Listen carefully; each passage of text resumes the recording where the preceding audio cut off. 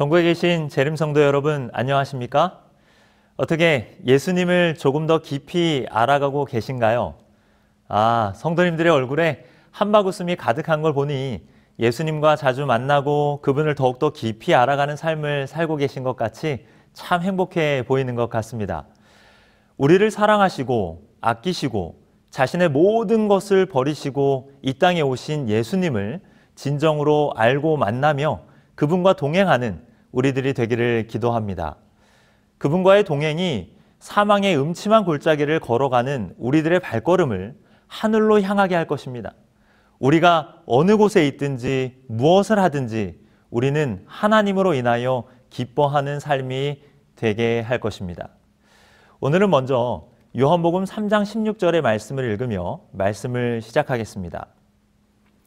하나님이 세상을 이처럼 사랑하사 독생자를 주셨으니 이는 그를 믿는 자마다 멸망하지 않고 영생을 얻게 하려 하심이라. 하나님은 세상을 너무나 사랑하셨습니다. 아니, 세상에 살고 있는 우리들을 너무나 사랑하셨습니다. 그래서 하나님께서는 아들 예수님을 이 땅에 보내셨고 아들 예수님 또한 우리를 사랑하시는 그 크고 넓은 사랑으로 우리를 대신하여 십자가에 달려 돌아가셨습니다. 그리고 아들 예수님을 믿는 우리들을 사망에서 생명으로 옮겨주시고 하나님의 자녀되게 하셨으며 영생을 얻게 하셨습니다. 제가 매일 설교를 시작할 때마다 읽었던 성경절인데요. 요한복음 17장 3절을 다시 한번 보도록 하겠습니다. 영생은 곧 유일하신 참 하나님과 그가 보내신 자 예수 그리스도를 아는 것이니이다. 영생은요, 하나님과 예수님을 아는 것이라고 말씀하고 있습니다. 그리고 그 영생은 독생자를 믿는 자들에게 주어진다고 말합니다. 이곳에서 우리는 아는 것과 믿는 것에 대한 관계를 생각해 보게 됩니다. 우리가 누군가를 신뢰하고 믿음을 갖기 위해서는 그 대상을 잘 알아야 합니다. 그리고 그 대상을 잘 알고 경험할 때 믿음이 생기거나 혹은 신뢰가 깨어지는 경험을 하기도 합니다. 그렇기에 우리가 독생자 예수님을 믿기 위해서는 그분이 어떤 분이신지를 먼저 알 필요가 있는 것입니다. 즉, 믿음은 서로를 알므로부터 시작하는 것이죠. 그래서 오늘도 우리는 성경을 펴고 성경에서 증거하는 구원자 예수님의 사랑과 그 은혜를 살펴보고자 하는 것입니다. 우리는 지난 몇 번의 말씀 묵상을 통해서 예수님을 증거하는 성경은 무엇이며 범죄 이전의 아담의 모습 속에 담겨진 그리스도의 사랑을 살펴보았습니다. 또한 창세기 3장에 나타난 구속의 계획과 우리를 향한 하나님의 사랑의 모습 속에 감동을 받았고 노아의 때와 같이 지금도 우리를 기다려주시는 하나님의 은혜와 사랑을 에녹과 무드셀라의 삶을 통해 깨닫는 시간을 가졌습니다. 그런데 세상은 참으로 악하여 1000년이 넘는 시간을 통해서 사랑의 외침을 하셨던 하나님의 사랑을 뒤로하고 여전히 세상은 죄악 속에 거하는 수많은 사람들의 모습으로 가득 차게 되는 것입니다. 창세기 6장 5절에 보면 여호와께서 사람의 죄악이 세상에 가득함과 그의 마음에 생각하는 모든 계획이 항상 악할 뿐임을 보시고 라고 기록하십니다. 여전히 세상은 죄악으로 가득 차 있고 사람들의 마음은 악하였습니다. 그러나 하나님은 여전히 사람들을 포기하지 않으셨어요. 그리고 세상의 모든 것이 죄로 가득 차 있는 시대에 하나님께서는 한 사람을 택하여 부르십니다. 그 사람의 이름은 우리가 잘 아는 바로 노아였습니다. 창세기 6장 8절과 9절에 보면 노아에 대하여 이렇게 설명을 하고 있는데요. 노아는 여호와께 은혜를 입었더라. 노아는 의인이요 당대의 완전한 자라 하나님과 동행하였으며 라고 기록합니다. 성경은 노아를 여호와께 은혜를 입은 자라고 설명하고 그리고 그는 의인이며 완전한 자이고 하나님과 동행하는 자라고 말하고 있는 것입니다. 그리스도인들에게 은혜라는 단어는 너무나 익숙하고 많이 들었던 단어이죠. 그런데 그 은혜라는 표현이 성경 어디에서 가장 먼저 사용되었는지 아십니까? 맞아요. 네, 바로 이곳 창세기 6장에서 노아에 대하여 설명할 때 가장 처음으로 사용되어졌습니다. 그렇다면 은혜는 무엇을 의미합니까? 은혜는 죄인들을 향한 하나님께서 주시는 값없는 은총이며 선물을 말합니다. 제가 한 이야기를 들려드리겠습니다. 크리스마스가 되면 아이들은 산타 할아버지한테 선물을 받고 싶어 하죠. 그래서 머리맡에 큰 양말을 걸어두고 그리고 그 큰 양말 안에 산타 할아버지가 선물을 넣어두고 가기를 기다립니다. 그리고 그런 아이들의 어떻게 보면 순수한 모습을 지켜보면서 어른들은 아이들에게 이런 노래를 즐겨 불러주죠. 울면 안 돼, 울면 안 돼, 산타 할아버지는 우는 아이에게 선물을 안 주신대. 그 뒤에 가사는 어때요? 잠잘 때나 일어날 때, 짜증날 때, 장난할 때도 산타 할아버지는 모든 것을 알고 계신데 라고 하면서 아이들에게 노래를 부릅니다. 그러면 아이들은 이 노래를 들으며 울지 않으려고 노력하고 말도 잘 들으려고 노력합니다. 그리고 때도 안 쓰며 나는 착한 아이니까 선물을 주세요 하는 마음으로 하루하루를 보내며 크리스마스 날이 되기를 고대하지요. 그런데 우리가 기억해야 하는 것은 아무리 아이들이 울지 않고 때도 안 쓰고 화도 안 내고 착하게 지낸다 할지라도 자신들이 받고 싶어하는 선물은 어린아이들의 힘으로는 절대로 얻을 수 없는 큰 것이라는 사실입니다. 그 선물은 전적으로 주는 자의 은혜로 아이들은 그저 받게 되는 것입니다. 사실 아이들이 착해서 받는 것이 아닙니다. 아이들이 울지 않아서 받는 것도 아닙니다. 아이들을 사랑하는 사람이 그 선물을 아이에게 주고 싶어서 아이들에게 주는 것이죠. 그것이 은혜입니다. 아이들의 모습이 귀엽고 그 노력하는 모습이 예뻐 보여서 사랑으로 은혜의 선물을 주는 것이죠. 아빠와 엄마는 아이들이 때론 짜증을 내도 울어도 어떻게 해서든 아이들에게 선물을 주기 위해 노력합니다. 그리고 아이들이 조금이라도 노력하는 모습을 보이면 맞아, 너는 선물 받을 자격이 있지 라고 말하며 아이들의 머리맡에 선물을 놓아두는 것이죠. 아이들이 받는 선물은 전적으로 주는 자의 사랑과 은혜의 결과인 것입니다. 노아가 받았던 그 은혜도 마찬가지였습니다. 하나님의 눈에 죄악이 만연한 세상에서도 그래도 하나님 곁에 있으려고 노력하고 애쓰는 노아가 어여삐 보였던 것입니다. 그래서 하나님께서는 노아에게 은혜를 주시는 것이죠. 에베소서 2장 8절에는 너희는 그 은혜에 의하여 믿음으로 말미암아 구원을 받았으니 이것은 너희에게서 난 것이 아니요 하나님의 선물이라고 말합니다. 구원은 은혜의 선물인 것이죠. 우리가 울지 않아서 우리 힘으로 그 선물을 받은 것이 아닙니다.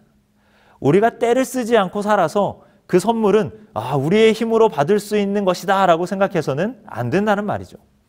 우리가 누리는 구원의 선물은 전적으로 하나님께서 우리를 사랑하셔서 주시는 은혜의 선물인 것입니다. 노아는 하나님께서 주시는 은혜를 입은 자였습니다.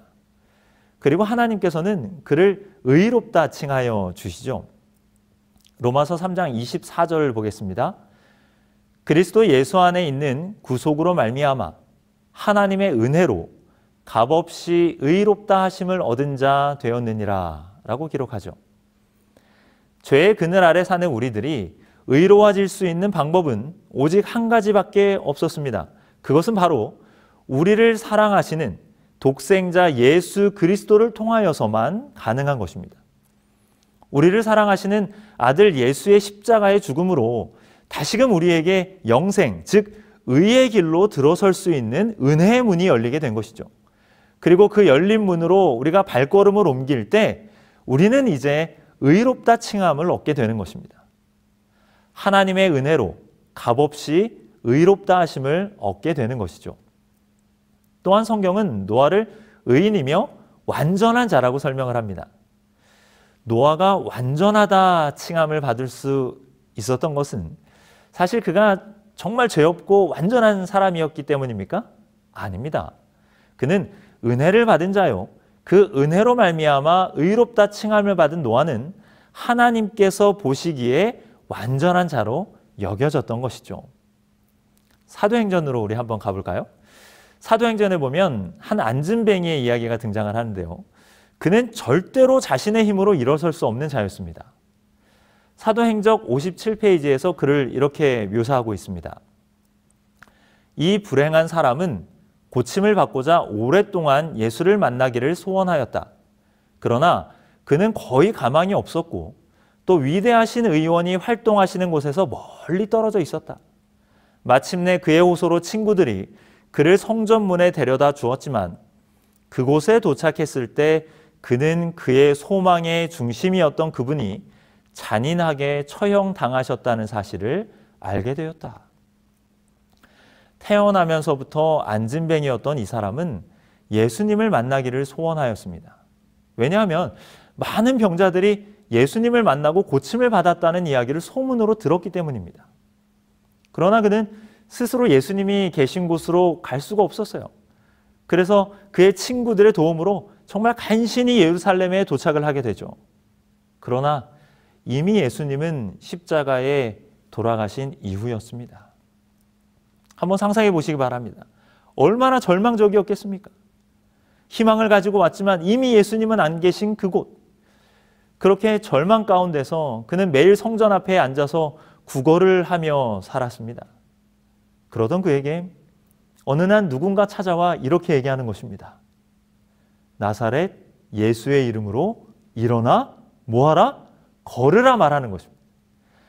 예수의 이름을 들었을 때 그 안진뱅이의 마음에는 이제는 사라지고 없는 줄 알았던 희망이 다시금 가득 차오르게 되는 것입니다.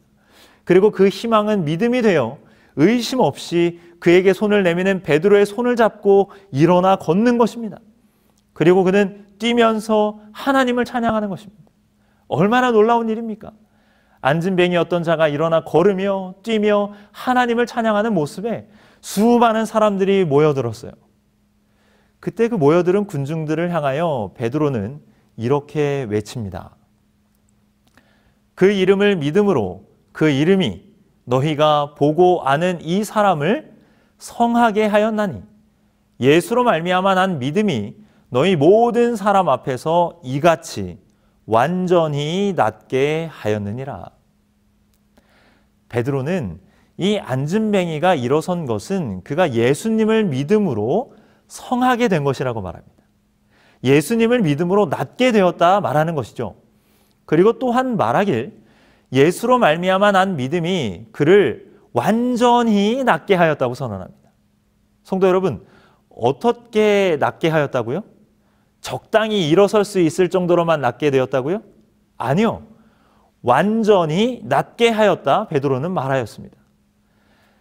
사실 그 안진뱅이의 다리는 여전히 근육이 빠져 있고 오랜 시간 꿇어 앉아 다녔기에 여기저기 상처와 굳은 살로 가득한 다리였을 것입니다. 그러나 그 다리는 이제 걷고 뛰는 다리가 된 것입니다. 그러니 베드로가 말할 때에 그의 다리는 완전히 낫게 된 것이죠. 완전하게 된 것입니다. 안진뱅이는 절대로 자신의 힘으로 일어설 수 없는 자였어요. 그가 한 유일한 일은 예수님께서 나를 고쳐주실 수 있다는 믿음뿐이었습니다. 그리고 예수님이 돌아가신 후에도 자신에게 나사렛 예수의 이름이 들렸을 때 다시 한번 그 희망이 믿음이 되어 일어나 걷게 된 것입니다.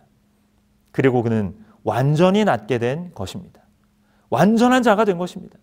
그리고 하나님을 찬양하고 경배하는 하나님과 동행하는 자가 된 것이죠. 이것이 은혜인 것입니다. 노아의 삶 또한 인간의 눈으로 보기엔 상처 있고 치유하기 힘든 나약함이 있는 삶이었을 것입니다. 그러나 그는 하나님을 믿었고 하나님을 알았고 하나님과 함께하는 자였습니다. 그런 그의 삶이 어여뻐 보이셔서 은혜를 주시고 의롭게 하시며 완전한 자라 불러주신 것이죠. 그런 노아의 삶이 하나님을 기쁘게 하였던 것입니다. 가려 뽑은 기별 1권 90페이지에는 비록 타락한 세대의 부패 속에서도 노아는 그의 창조주께 기쁨을 주는 사람이었다. 우리는 이 지구 역사의 마지막 날, 곧 죄와 부패로 가득한 시대에 살고 있으며 우리는 노아처럼 하나님께 기쁨이 될 수 있는 자로 살아야 한다라고 기록합니다. 지금 이 자리에 함께 모여 예배를 드리시는 모든 성도님들도 비록 허물이 있고 상처가 있고 여전히 죄 있는 삶이지만 온전히 하나님을 의지함으로 주님이 주시는 은혜를 입고 이제는 생명의 길에서 하나님을 찬양하고 바라보는 완전한 자의 삶이 되어 하나님을 우리를 위해 십자가에 달려 돌아가신 예수님을 기쁘게 만들어주는 그리스도인들이 되시기를 간절히 기도합니다. 우리가 그렇게 하나님의 기쁨이 될 때 하나님께서는 우리를 통하여 이 세상의 진리의 씨앗을 간직하게 하시고 자라게 하시며 추수하게 하실 것입니다. 마지막 시대에 또 다른 방주를 허락하사 우리로 하여금 그 방주 안에 타게 하실 것입니다. 여러분, 이 사진이 보이십니까? 이 사진은 미국 켄터키 주에 있는 노아의 방주입니다. 이 방주는 성경에 나와 있는 구격대로 방주를 그대로 만들어 놓은 것인데요. 그 크기는 정말 웅장하며 그 안은 굉장히 넓어서 몇 시간을 걸어 다녀야 그것을 다 둘러볼 수 있는 크기입니다. 제가 하나님의 은혜로 미국에서 유학할 때에 저희 가족들과 함께 처음으로 찾았던 여행지가 바로 이곳이었습니다. 이 방주를 바라보면서 노아와 수많은 믿음의 선조들이 얼마나 큰 일을 행하였는가 생각해 보았습니다. 정말로 노아가 하나님을 알지 못하였다면, 하나님을 믿지 못하였다면 이 일을 행하지 못하였을 것입니다. 하나님을 알고 믿었던 사람이었기 때문에, 하나님과 동행하는 자였기 때문에 이 사명을 감당해낼 수 있었던 것입니다. 하나님께서는 지금도 노아와 같이 하나님을 알고 믿음으로 은혜를 입은 자들을 찾고 계십니다. 그리고 그 의롭고 선한 길을 걷는 자들을 통하여 마지막 시대의 방주를 준비시키실 것입니다. 지금 하나님께서도 은혜 입은 자, 노아와 같은 우리 성도님들과 같은 분들을 필요로 하십니다. 그리고 그런 사람들을 통하여 이 마지막 시대의 방주를 준비시켜 주시는 것이죠. 지금 우리는 노아를 통하여 우리를 사랑하시는 하나님의 사랑의 모습을 바라보고 있는데요. 여기서 조금만 더 나아가 보겠습니다. 하나님께서 노아를 통하여 준비시키셨던 방주, 그 방주에도 하나님의 사랑이, 하나님의 마음이 담겨져 있음을 우리는 알 수 있습니다. 창세기 6장 14절을 볼까요? 너는 잣나무로 너를 위하여 방주를 짓되 그 안에 간들을 막고 역청으로 그 안팎을 칠하라고 말씀하셨습니다. 노아는 하나님의 명령대로 방주를 짓기 시작합니다. 그런데 성경을 가만히 보면 참 흥미로운 사실을 깨닫게 됩니다. 이곳에 쓰인 방주라는 단어의 히브리어는 테바라는 단어가 사용되었는데 이와 똑같은 단어가 성경 다른 곳 어디엔가 기록되어져 있습니다. 그것은 바로 출애굽기 2장 3절인데요. 더 숨길 수 없게 되매 그를 위하여 갈대 상자를 가져다가 역청과 나무 진을 칠하고 아기를 거기에 담아 나일강가 갈대 사이에 두고라고 기록합니다. 맞아요. 모세를 담았던 갈대로 만든 상자, 그 상자라는 단어가 바로 테바였습니다. 다시 말하면 즉 방주는 거대한 배가 아니라 뭐였습니까? 상자였던 것입니다. 백성들을 고통에서 구원해낼 모세가 담겨졌던 그 상자. 방주는 우리가 생각하는 훌륭한 배의 기능들을 가지고 있지 않았어요. 단순한 상자였습니다. 수많은 동물들과 노아와 그의 가족들은 그 배에 탈 수 있었고 아름다운 배라고 생각하였지만 사실 그것은 뭐였다고요? 테바, 즉 상자였던 것입니다. 그렇기 때문에 방주에는 사람들이 원하는 대로 조종할 수 있는 방향키가 없었습니다. 가고 싶을 때 가고 멈추고 싶을 때 멈출 수 있는 닷도 없었습니다. 어디론가 가기 위해서 노를 저을 노도 없었습니다. 닷도 없었습니다. 왜냐하면 방주는 사람들이 자신들이 원하는 대로 운행할 수 있게 만든 배가 아니었기 때문입니다. 오직 방주의 선장은 하나님 되시며 방주에 가고 서는 것을 주장하시는 분은 하나님이시며 방주의 방향키를 잡고 계시는 분도 하나님이셨기 때문입니다. 이것은 우리의 모든 삶을 하나님께 전적으로 책임져 주시겠다고 맡겨야 되는 것을 말하는 것이죠. 즉 방주가 상자였다는 사실, 방향키가 없었다는 사실은 우리에게는 더 큰 은혜가 되는 것입니다. 하나님께서 친히 돌보시고 인도하시는 방주, 얼마나 안전하였을까요? 이것이 바로 하나님의 은혜요 사랑인 것입니다. 그 외에도 방주의 많은 모습들은 하나님의 사랑과 은혜를 우리에게 보여주고 있습니다. 몇 가지 볼까요? 방주는 3층으로 되어 있었는데요. 그것은 삼위의 하나님을 표상하는 것이기도 합니다. 우리를 구원하시는 사역에 세 분의 하나님이 언제나 함께 하셨음을 보여주는 것이죠.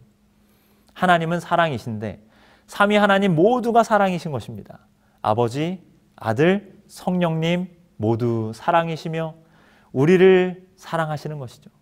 그분들은 서로 사랑하시며 또한 그 사랑으로 우리를 창조하셨고 죄 중에 있는 우리들을 그 사랑으로 다시 구원하여 주시는 것입니다. 삼위의 하나님께서 방주의 모습 속에 깃들어 있는 것입니다. 그런데 삼중의 방주에 문은 몇 개였습니까? 문은 오직 하나만 있었습니다. 그 이유는 무엇입니까? 우리에게 주어진 구원의 길은 오직 누구를 통하여? 네, 예수님을 통해서만 주어져 있고 예수님을 통해서만이 하나님의 품으로 갈 수 있기 때문에 그렇습니다. 그래서 요한복음 14장 6절에는 내가 곧 길이요 진리요 생명이니 라고 예수님께서 말씀하신 것이죠. 방주의 문은 우리를 하나님의 품으로 인도하시는 예수님의 사랑의 기름을 알게 해주는 것입니다. 저는 이 시간 성도님들과 성경을 원어로 깊이 연구하고 강의하는 시간을 갖고 싶진 않아요. 다만 하나님의 마음을 조금 더 알아가고 싶은 마음에 또 하나의 원어를 잠깐 살펴보도록 하겠습니다. 창세기 6장 14절을 다시 한번 볼게요. 방주를 짓고 역청으로 그 안팎을 칠하라고 명령하셨는데요. 여기에 기록된 역청이라고 하는 히브리어는 코페르라고 하는 단어가 사용되어졌습니다. 그런데 이 단어는 번역된 그대로 역청, 즉 타루 성분의 방수의 목적으로 만들어진 어떠한 액체를 말하기도 합니다. 어떠한 물질을 말하기도 해요. 그런데 이 단어가 또 다른 원어의 의미로는 성경에 어떻게 사용되었는가 하면 구속, 죄를 대신 짐, 용서를 뜻하기도 하는 것입니다. 그리고 칠하다는 말의 카파르는 덮다, 속죄하다라는 말이 있는 것이죠. 방수를 위하여 역청을 안팎으로 칠하는 것은, 즉 그것을 다시 말하면 우리의 삶을 예수님께서 주시는 용서로 뭐 하라는 것입니까? 덮으라는 것입니다. 방주가 거센 파도에서 물이 들어가지 않고 튼튼할 수 있었던 것은 우리의 죄를 용서하시는 그리스도의 보혈의 피로 덮여져 있었기 때문인 것입니다. 우리의 모든 삶의 안팎에 하나님의 사랑의 증거인 예수님의 구속의 증거를 지니고 살아야 하는 것입니다. 방주는 그리스도의 사랑의 증거인 것입니다. 방주를 볼 때 우리는 하나님의 사랑을, 예수님의 마음을 알아가야 하는 것입니다. 거대한 방주, 모든 동물들이 쌍을 이루어 들어갔어도 모자람이 없던 방주, 노아의 가족들뿐 아니라 더 많은 영혼들이 회개하였다면 그 방주는 더 큰 보금자리를 품은 방주가 되었을 것입니다. 은혜를 입은 자 노아, 그와 모든 가족들, 동물들을 보호하였던 방주. 사랑하는 재림 성도 여러분, 오늘 우리가 살펴본 말씀이 예수님을 증거하고 있다는 사실을 기억하게 되시길 간절히 바랍니다. 그리고 오늘 묵상한 말씀을 통하여 하나님을 조금 더 알고 믿는 저와 모든 성도님들이 되시길 간절히 기도합니다. 창세기 6장 22절은 이렇게 말합니다. 노아가 그와 같이 하여 하나님이 자기에게 명하신 대로 다 준행하였더라. 노아는 하나님의 명령에 순종하며 다 준행한 사람이었습니다. 이 말씀은 하나님께서 원하시는 길에 동행한 사람이었다는 것입니다. 오늘 말씀을 마치며 우리 함께 계시는 모든 성도님들의 삶이 은혜 입은 자로서, 의인으로, 완전한 자로 하나님과 동행하며 하나님께서 우리에게 원하시는 곳으로 언제나 순종하며 나아가는, 하나님을 기쁘시게 하는 모든 성도님들이 되시기 바라며 오늘의 말씀을 마치도록 하겠습니다.